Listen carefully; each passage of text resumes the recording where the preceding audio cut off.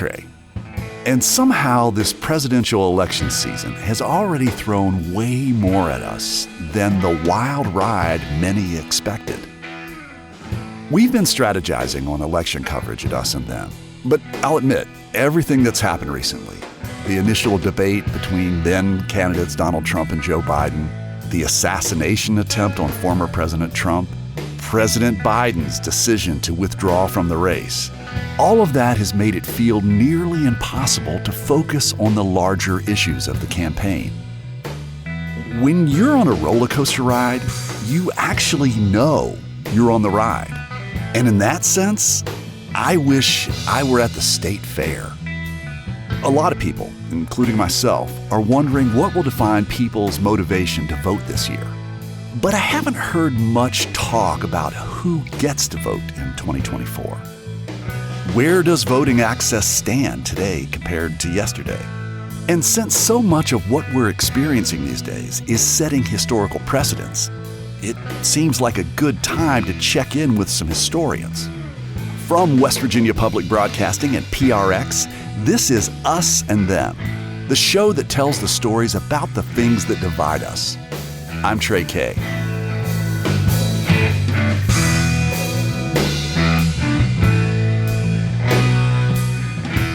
Professor Alex Kaysar teaches history and social policy at the Harvard School of Government Affairs. And many years ago, he wrote the book on the right to vote in America. And then he wrote another one on why we still have the Electoral College. I was first eligible to vote and first voted in 1968. Like many young people, I was completely disillusioned with mainstream politics, including with Humphrey. I mean, I had supported Eugene McCarthy and then Bobby Kennedy as anti-war candidates. And so I ended up casting my first presidential ballot for Dick Gregory, the comedian. I just moved into an all-white neighborhood not too long ago in Chicago, and I didn't have no problems when I moved in because the neighbors that lived on each side of me, they were like out of the country. They were over in London on vacation, having a ball. Just singing, America the Beautiful, going home, going. If they only knew what they was coming home to. So we got about 11 inches of snow in Chicago, and I grabbed my shovel, went out, started cleaning the snow off my new front, and my neighbors pulled up. She jumped out the car and rushed up to me. She said, "Hey, boy."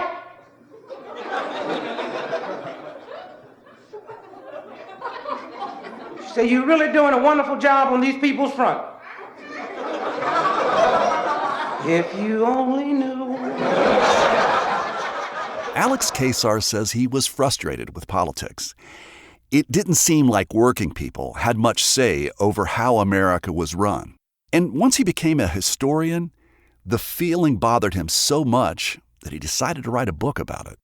And the first step in that was to try to determine the laws that determined voting. And the mythology about the United States, of course, was that we became a democracy very early. We eliminated class barriers to voting in the early 19th century, unlike Europe, and thus we had a full-fledged functioning democracy by fairly early in the 19th century, and that's the root of our current democratic success. And I started writing that first chapter, and I had written 30 pages, and I was only up to 1807. and that began to look like a very awkward first, or was I going to have a 200-page first chapter? And then the bell went off in my head, realizing that the reason I was having difficulty was that nobody had written a history of the right to vote in the United States. It's our most cherished right. We talk about it a lot. No history of it had been written since, I forget whether the date is 1917 or 1920, and that was a pretty thin book. There was another book published in the 1950s, but it only covered the period from 1790 to 1850. Everything was just presumed, and it looked like battles over voting rights were a thing of the past in the 1990s. The civil rights battles, African Americans were voting. The National Voter Registration Act had been passed in the early 1990s, making it easier for people to vote.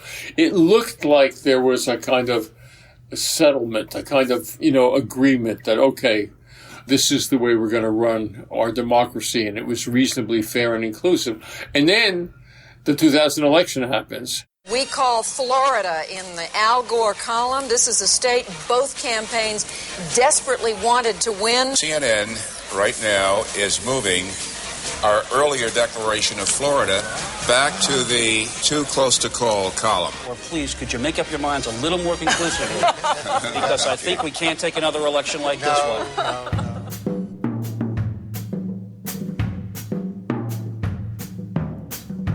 As all the drama unfolded around who truly won the 2000 election, George Bush or Al Gore, once more, America found itself talking about voting rights. Not just the right to cast a ballot, but the election process itself.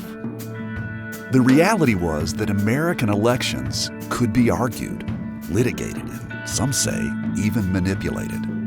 From the sidelines, voters clearly saw the Supreme Court ruling over the Florida ballots in that 2000 presidential election very differently.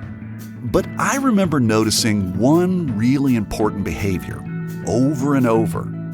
People used the fiasco to prop up their long-held ideas of what American democracy was meant to look like. Both sides thought they were right, that they truly understood what America's founding fathers intended all those years ago. We talk about the founding fathers all the time, but what did these guys really want for elections?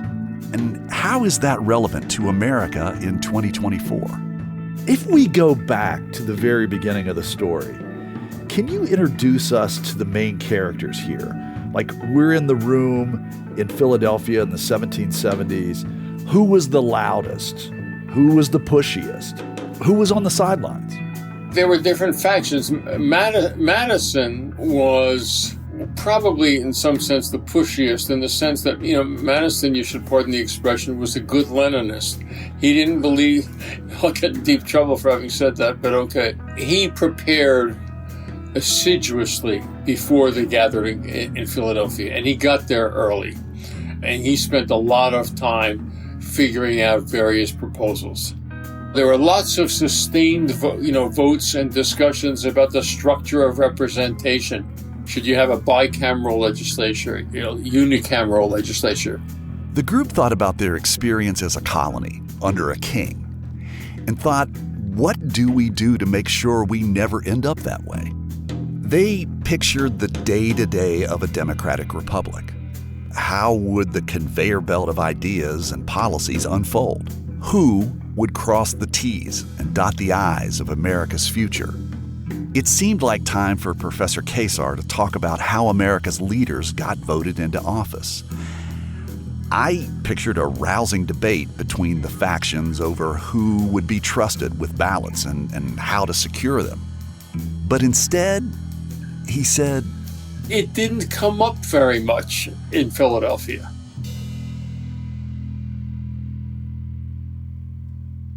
There was very little mention of the right to vote, except that it comes up in the form of, should the Constitution say anything about the right to vote? In some sense, the progressive hero in the debate was Benjamin Franklin. Franklin said, yeah, people have a right to vote. He was also noting that there had been a kind of mutiny and rebellion in Philadelphia. People had been on shipboard or whatnot, who had no voting rights. He thought that the best way to have cohesion in the community was to let everybody participate. And if you're suddenly hearing a piccolo playing Yankee Doodle Dandy, me too. Until Professor Kesar explained that most people bristled at that idea. They wanted the rules and even restrictions around the right to vote. They decided that if they picked any standard for the right to vote, for example, what was the norm in different states was to have a property requirement. And then it gets a little more complicated than that, because in some states that had to be landed property. Other states, having money in a bank account would do it. So wait, I want to make sure I understand that. You had to own land, or you could own cattle. You could own a mule. You could own something like that. Exactly. And in other more urban states, you had to have something like an estate valued at X amount. And that, and that could be anywhere. That didn't have to be landed property. And what seemed to be the emerging consensus very quickly was, look, if we try to impose one standard on every state, there are going to be some states that are really unhappy about this. So we've got bigger, more complicated things to deal with. And this idea of how it is that we're going to elect our chief executive, elect our representatives to the federal legislative branch, that's a big, messy thing, and we'll deal with that later? Well, we'll set up some of the institutions, but we won't deal with the voting rights with one exception, which is that the Constitution reads that to vote for a member of Congress, anybody can participate in that election who is eligible by state law to vote for the most numerous house of the state legislature. So if you are allowed to vote for the lower house in New York's legislature, then you are allowed to vote for a member of Congress. And we also need to remember something else, which, it's hard to keep in the front of our brains, was that members of the House of Representatives were the only people that were guaranteed direct election in the beginning. The whole idea of, okay, we got to ratify the Constitution first, that I guess that makes sense to me. But really, you're starting this new nation. We're not going to have a king. People are going to vote. And we don't really work out how that's going to happen. And to me, it just seems like we're kicking the can down the road. Am I missing something? Well, they're kicking the can to the states. I mean, basically down the road and to the states.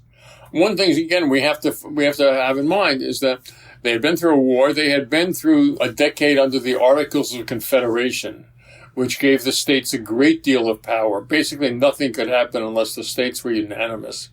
They had really come together. I mean, their mandate when they arrived in Philadelphia was to modify the Articles of Confederation. What happened in Philadelphia, in a sense, was a coup d'etat. They were sent there to modify the Articles of Confederation, and then they decided fairly on, no, let's not do that. Let's write a whole constitution. Okay, let's go back to that conveyor belt of ideas and policies. If the Founding Fathers didn't prioritize voting rights in their Declaration of Independence, what did they care about? Where the factional lines were drawn were on two issues: state size and slavery. Should large states have more influence in the federal government than small states? Or should all states have equal representation and equal power? And that was fudged by deciding to have a bicameral legislature with the Senate, where everybody has, each state has equal power, and the House of Representatives, where it's by population. The conversation on slavery started with one big question. Should slavery be banned? That was clearly a non-starter. And then there was the question of, well, what kind of political representation or political power should states get on behalf of or in the name of their slave population? Many of the northern states said slaves shouldn't count at all because they weren't going to vote. Southerners wanted slaves to count equally with everybody else so that they would get that many more seats. I mean, remember, 30 to 40% of the population of most southern states was black. They would get much more representation in Congress. The compromise there was the rightly infamous 3/5 clause, which said that states got representation on behalf of 3/5 of all. They wouldn't even use the word slaves, but said all others than freemen. By kicking things back to the states, is there any proof, is there any writing that they actually thought that they were solving the problem by doing it this way? They were solving a political problem, that there were different ideas floating around in different states. They didn't really think of the breadth of the franchise as a problem that had to be solved. It wasn't, take an anachronistic metaphor, it wasn't prominent on their radar screen. They were accustomed to elections in which it was the better sort or the middling sort and the better sort who voted. Now, that was a pretty reasonably high percentage of people in many areas. in the colonies. A lot of people did own property. I mean, we're talking about 40, 50%, but of adult white males. We know the Founding Fathers had deeply problematic views on some issues. After all, this was the time when it was fully legal and encouraged for some people to own other people. But it surprised me that even among people who looked like them, America's white male founders still believed suppressing the vote was good for the country. The reason most oftenly stated was that basically poor people, people without land, people without property, could be stirred up by demagogues and manipulated by demagogues who would become tyrants because the tyrant could buy their support. The word that was advanced was that in order to vote, people had to have independence. Another way of picturing this would be if you had people who were farm laborers. They would be dependent on their employer and thus could be manipulated. The second strand of thought was that if you let poor people vote, in effect, they would vote to seize property and that they would take over the social order. So it was on the one hand a picture of poor people or the working class people as being manipulable, and another image of their being in fact too powerful.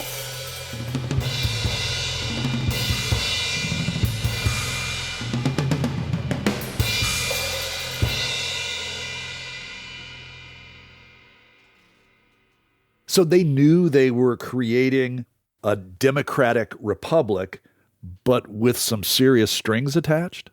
They would not have used the word democratic, which at the end of the 18th century had a kind of radical implication. It had an association with mobs. Part of this came out of some sense of Greek history, of Athenian and other Greek history, or English history of the 17th century, when the crown was overthrown for a time and then restored. And then, of course, it ended up just after the writing of the Constitution, the French Revolution, which looked like a pretty disorderly process. Right. Guillotines and... Exactly. Right. So ultimately, we get a country where most of the election laws are a state issue. What did everybody think of that compromise? I think people thought it was a good thing. The state legislatures had already written constitutions, and the issue of who could vote in state governments had been hammered out differently in each state. In some sense, they weren't trying to build a government or a structure of governance from the bottom up. They were trying to establish the relations among the states and trying to create a stronger national government than had existed under the Articles of Confederation. At the time, people identified with individual states, not the concept of a United States of America. People said, I'm a Virginian in 1785, right? I'm a New Yorker. I'm from Massachusetts.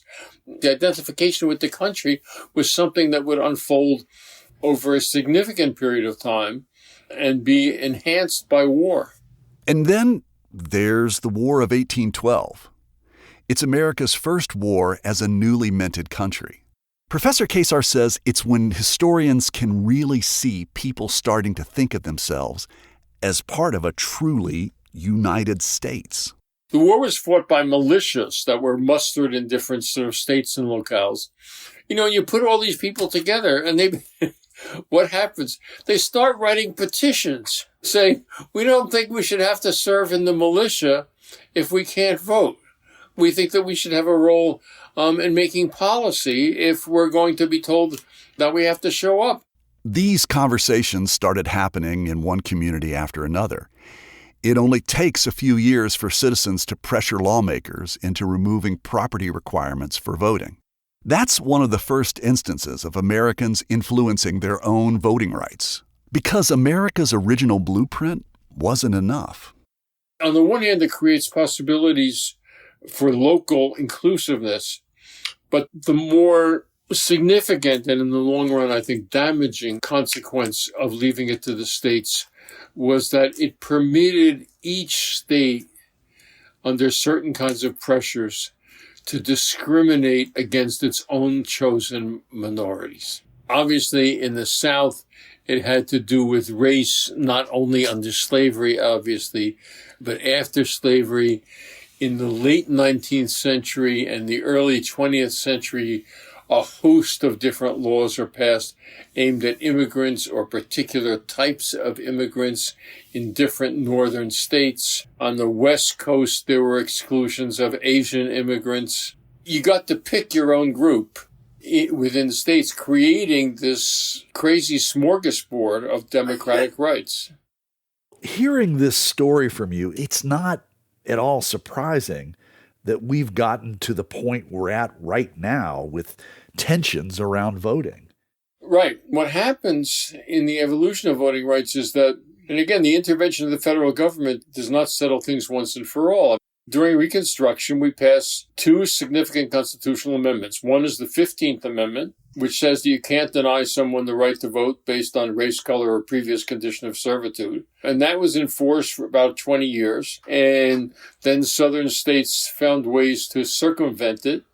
And African Americans were disenfranchised, essentially until the 1960s. New York State passes an English language literacy test to vote in 1921 or 1920, but sometime thereabout.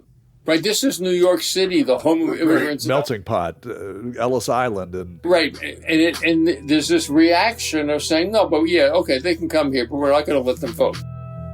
Your book on the right to vote, it actually is in its second edition. It first came out during the 2000 election. What do you think we've learned in the past 2 decades? I think we've learned that our democratic rights and our institutions are significantly more fragile than we believed was the case in 2000. I mean, if we remember back, I am old enough, and I suspect that you are too, to remember the 2000 election. There was a lot of conflict. People who were supporting Gore were deeply disappointed. There was manipulation of the system, but I don't think that most people, or very few people, thought that the election of George Bush would undermine the institutions. The basic premise of democracy, the fundamental claim of democracy in some ways, is that it is a mode of government that lets you change who is in power peacefully. You don't like the government in power, you can get rid of it. I think that the faith in that kind of stability has, I don't want to say it's been shattered, but it's been eroded and cracked in a significant portion of the population. I walked away from this conversation with Professor Kay surprised and feeling a little unmoored. While it helps to understand America's founders, it's hard to hear how little voting access really mattered to them. The halos that we draw above the portraits of the framers are misplaced. These were very talented men. I mean, they were really smart guys. They were really thoughtful. They had steeped themselves in the history that was available to them. They had their biases, and they also couldn't see into the future. They could not possibly envision what a major industrial or commercial city would look like in England or in the United States by 1850. Everything was just on a scale that was really quite tiny compared to what it would become before too long. American lawmakers deal with a starkly different reality than the founders did. But one similarity remains: the pursuit of laws that limit who is eligible to vote. Some say these efforts ensure fair elections free of fraud based on the Constitution. But others warn that voter suppression is shaping elections in America. That's coming up on Us and Them. This program is supported in part by the West Virginia Humanities Council and the CRC Foundation.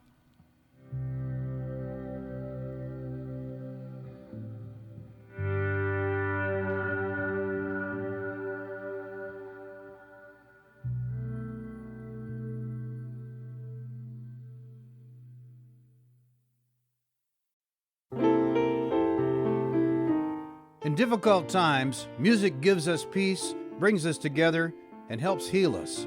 It calms our nerves and brightens our days. That's why we're bringing you classic episodes of Mountain Stage on air and in our podcast. This is Larry Gross, host of Mountain Stage. Find something that's familiar or brand new and feel the power of live music on our website, mountainstage.org.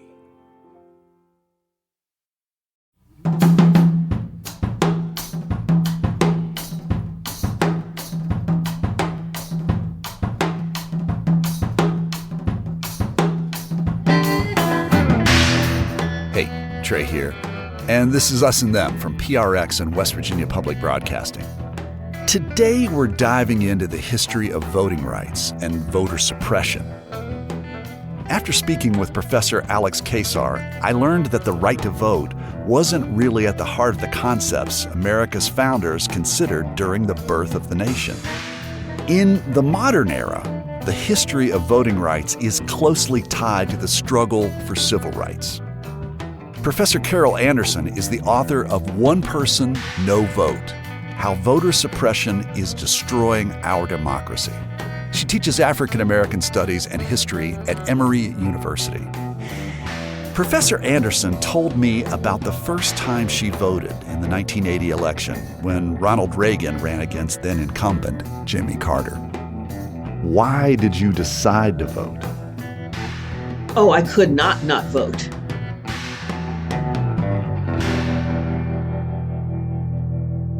My first political memory was the assassination of JFK. I witnessed the civil rights movement, and I remember King's assassination. And I remember being a kid and turning to my older brother. My older brother could fix anything, right? And I turned to him and I wanted him to fix King, to make King get up off of that balcony. And my brother was like, "No, Carol, he's dead." And so it was that my father was a community organizer. Everything in my history, everything about the way that I grew up, the value systems that were coursing through my home meant that I could not vote. It was an obligation. It was a responsibility. It is how you made your mark as an American citizen. Sitting around the table, we talked about sports and we talked about politics. Those were the two big issues sitting around the dinner table. And that the struggle for equality was truly a struggle. You couldn't sit on the sidelines. You had to engage. You never cede your power, CEDE, and the vote is part of your power. And so you don't give it away. You don't just let it sit there being unused while somebody is wielding theirs against you. I remember the fall and the summer when both Martin Luther King was assassinated and Robert Kennedy was assassinated. And as a kid, I somehow was fascinated with Robert Kennedy. I was only like 5 or 6 years old. I remember my father came into my bedroom. We were living in the Washington, D.C. area at the time. And he told me that Senator Kennedy had been assassinated. And he had to explain to me what assassinated meant. And earlier that year, he had taken me to see my first baseball game. And I remember the whole thing of there would be a certain time where the manager would go onto the field and he would take the pitcher off and then he would bring another player into the game. And so I remember saying to my father, okay, who are they going to send into the game? I can still feel that awkward moment. Like, what do I say to that? And I feel that awkwardness between you and your brother, where you wish that he could kind of come in and fix this situation with Dr. King, and that was unfixable. It was unfixable. So it was like he used to fix my Barbie dolls, right? I'd break an arm off my Barbie doll and he would fix it, right? And so, you know, as a child, how you're trying to process things. And this was my sense of basically it was like Easter weekend. We were supposed to go up to Flint, Michigan, where my relatives lived. The cities were exploding. My parents were like, no, we're staying home. And I just knew something had really gone off the rails. And then shortly thereafter, because that was April 4th, and then in June, Bobby Kennedy was assassinated in LA. I just remember that kind of sense of chaos, that kind of sense of everything that was moving in one direction, that was moving toward embracing a really multiracial democracy. And I didn't know that term then, but I knew that it was about an expansion of democracy is what we were looking at, and seeing that push to contract that expansion of democracy, that push to create a new Jim Crow, to neutralize the push for Black equality. So I was feeling that as a child.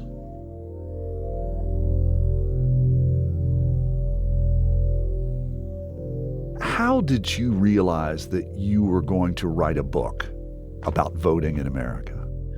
So my first book was called Eyes Off the Prize: The United Nations and the African American Struggle for Human Rights. And so with that book, I was arguing, and because I had the documentation, I had the evidence that African Americans in the 1940s saw their struggle as a human rights struggle, not simply a civil rights struggle. So a broader human rights struggle, because they had been dealing with human rights violations, education, housing, employment, and of course the right to vote, which was a civil right. And so they understood that you had to have your civil rights, but they also understood you had to have your human rights. But that got knocked out because of the Cold War. And so it got moved to a civil rights platform. That's what I look at in Eyes Off the Prize. By the time I got to One Person, No Vote, what had happened there, because that was my fourth book, it was the 2016 election. The pundits were saying, well, Black folks just didn't show up. And they didn't show up because they couldn't stand Hillary. Because Hillary is so not Obama. And because she's not Obama, and they couldn't stand her because, Lord, she's Hillary.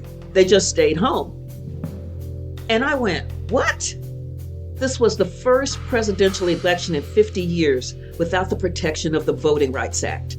I went all Amy Winehouse on that one. No.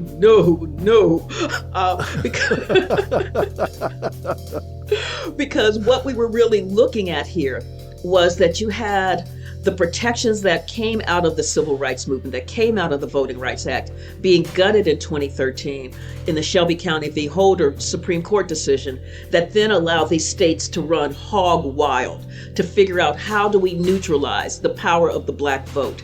And I went to go find the roots of that. That's where One Person, No Vote emanates from. That journey to figure out what happened in 2016 and what was the power of disfranchisement and what was the history of disfranchisement.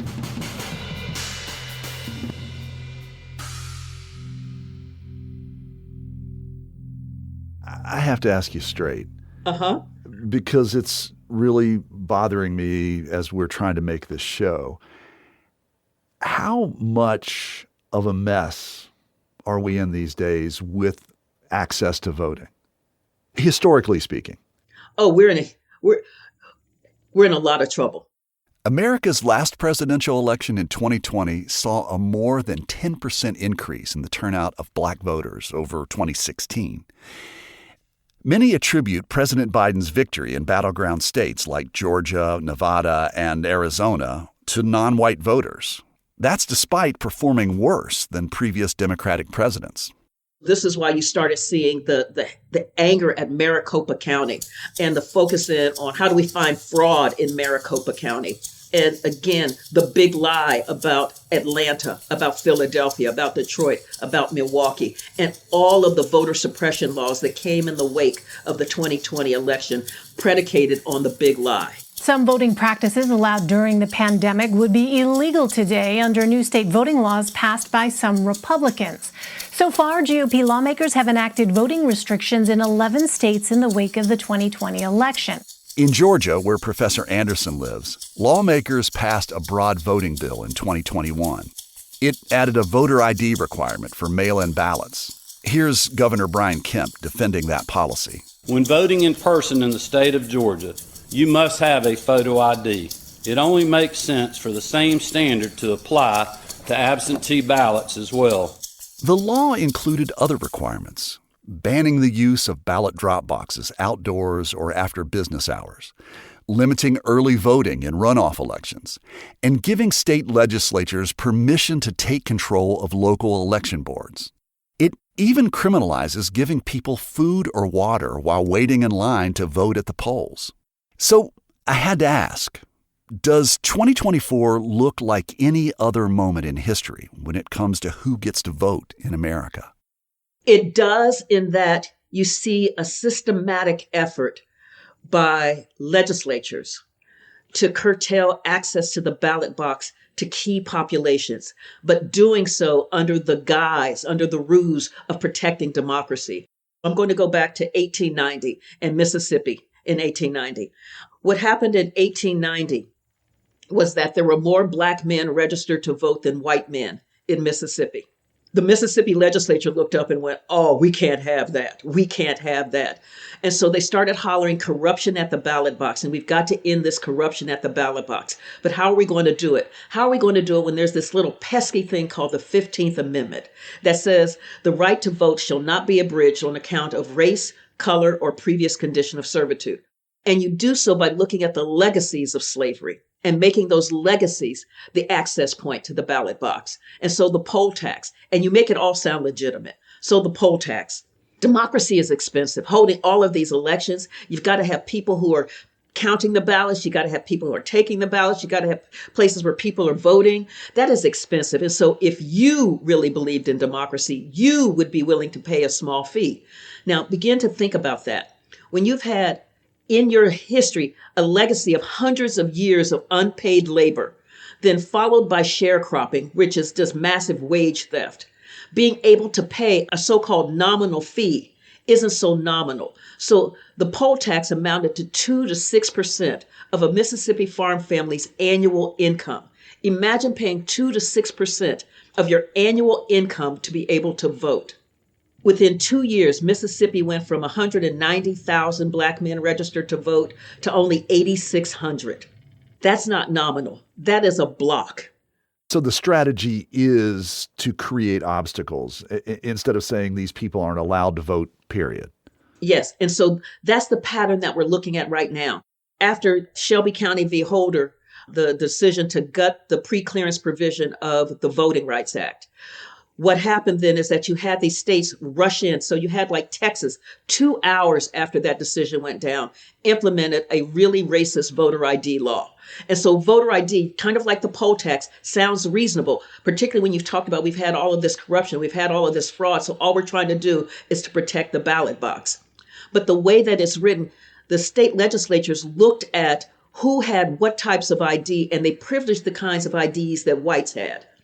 And they dismissed the kinds of IDs that African Americans and Latinos had. So, for instance, in Texas, it said that you must have a government-issued photo ID to vote.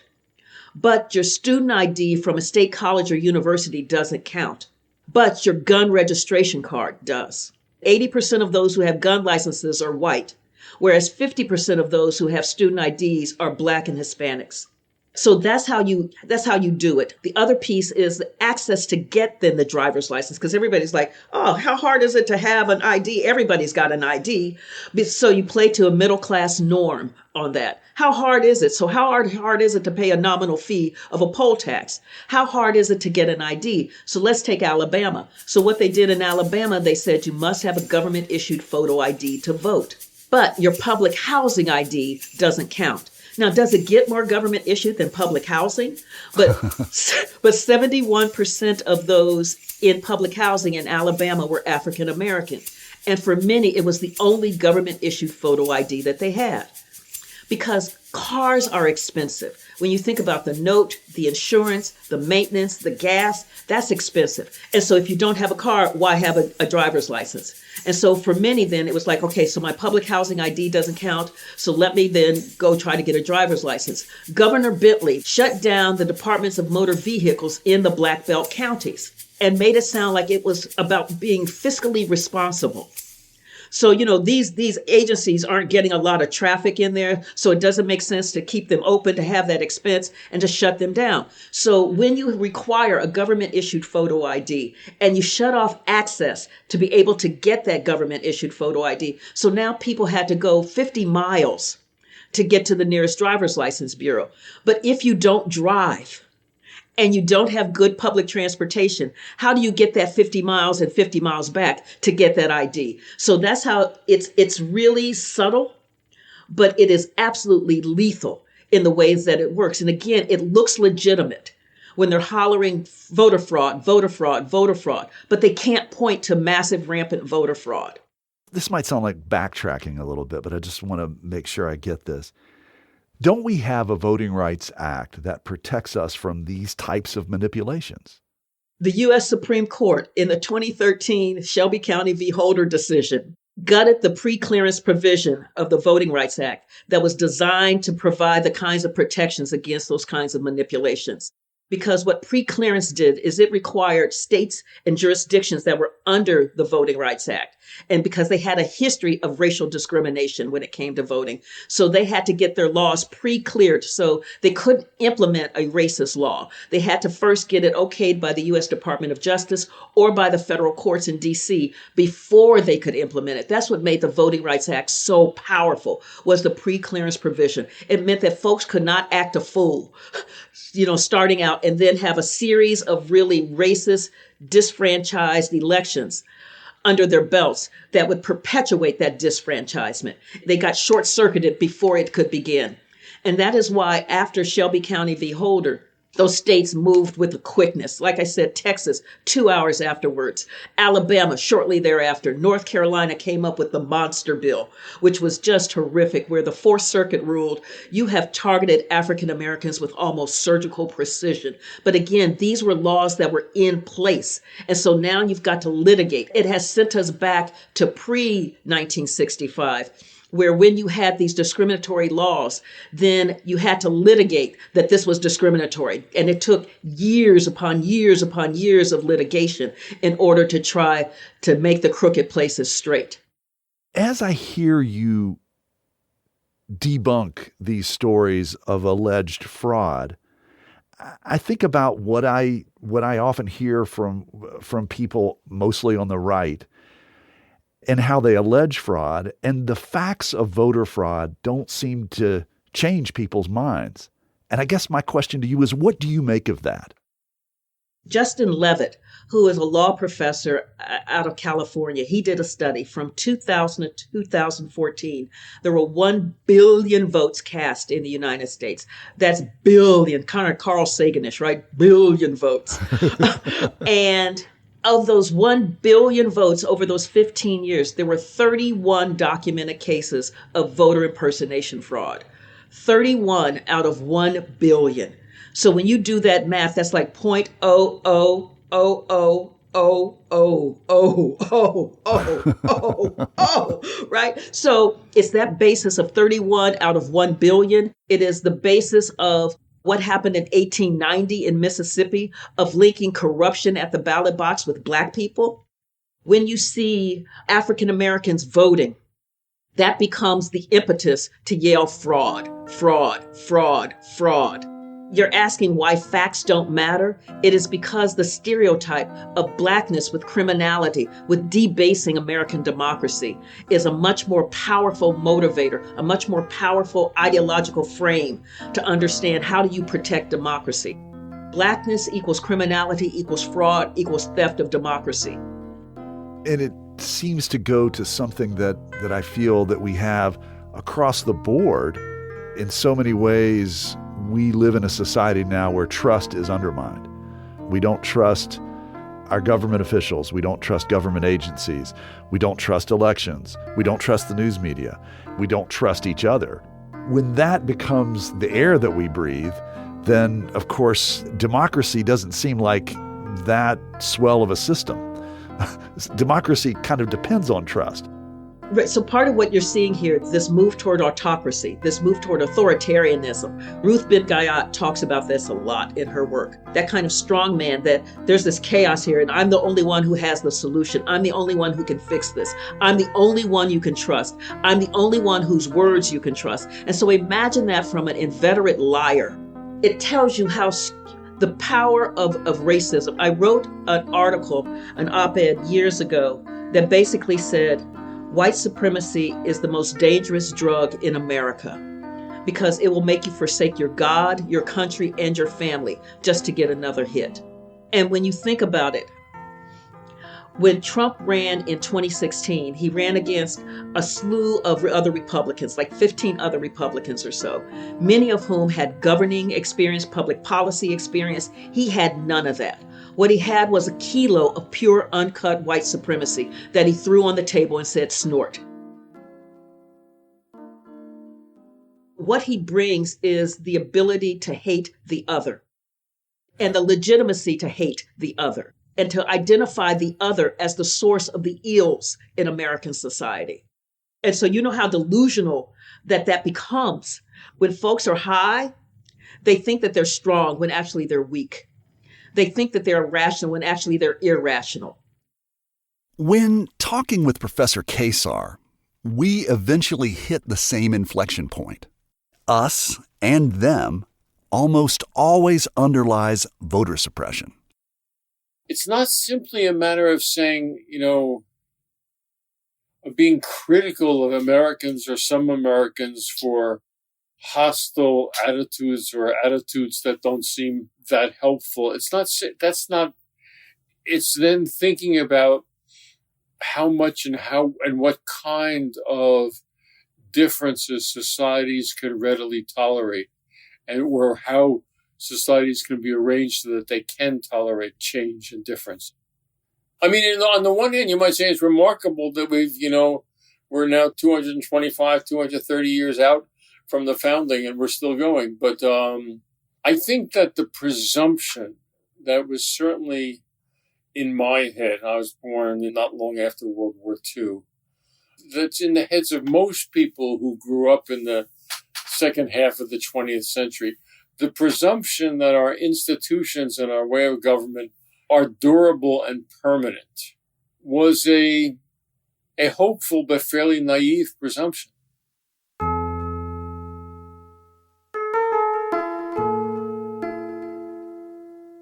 Emory University's Professor Carol Anderson says she's teaching a course this semester called Imagining Democracy. We bring in these community fellows who are part of grassroots organizations who work with our students, and then our students go and work out in their organizations. And they record what we call freedom dreams.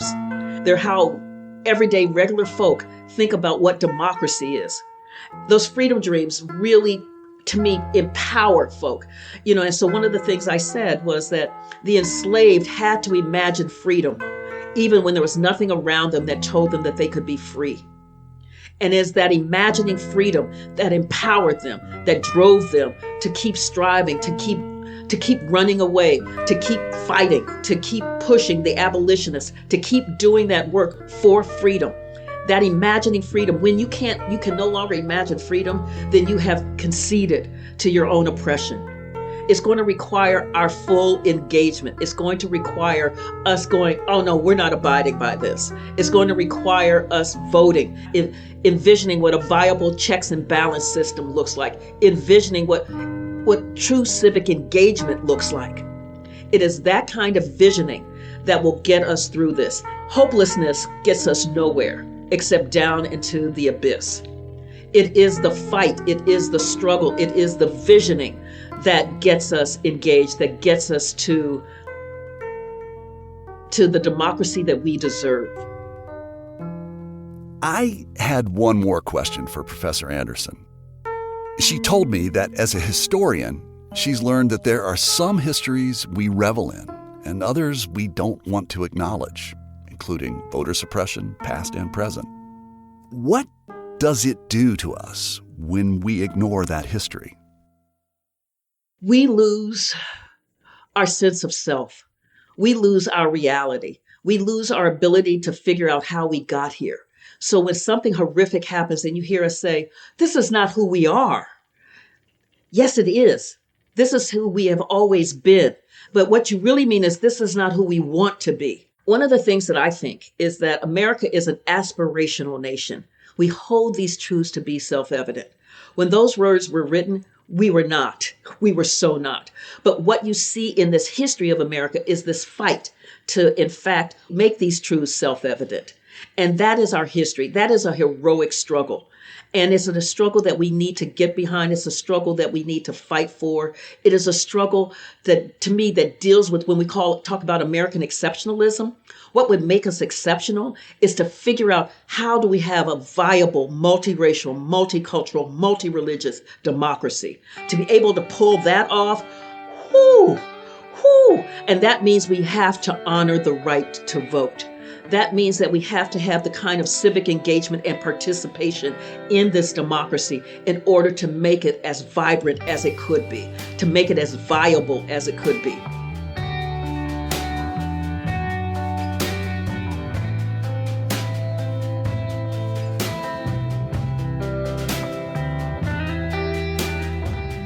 In a little more than just 2 months, we will all head to our local polling place and cast a vote for the 2024 election. For me, it's typically not a struggle. Usually I'm in and out in about 15 minutes. Others will wait hours, standing in long lines. They'll plan days ahead of time, not because they want to, but because they need to. Otherwise, their vote will not be counted. There's that old saying that history repeats itself. Even in today's world, where current events feel so new and unprecedented, scary even. The stories that concern me most, like questions over voting rights, have centuries behind them. As Professor Carol Anderson reminds us, America is an aspirational nation, and we need to work together to figure out what our future looks like.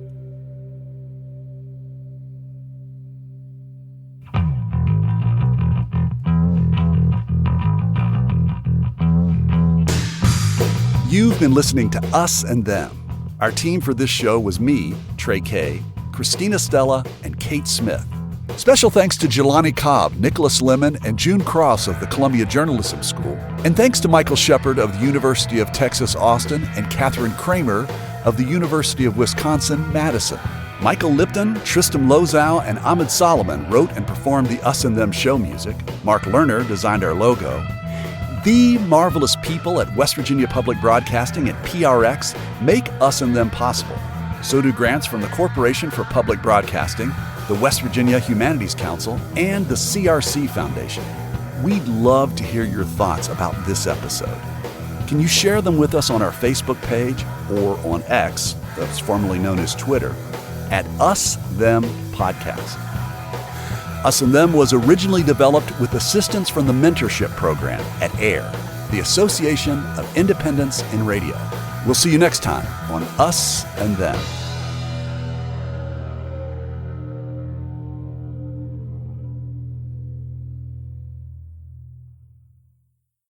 Support for this podcast comes from the Corporation for Public Broadcasting.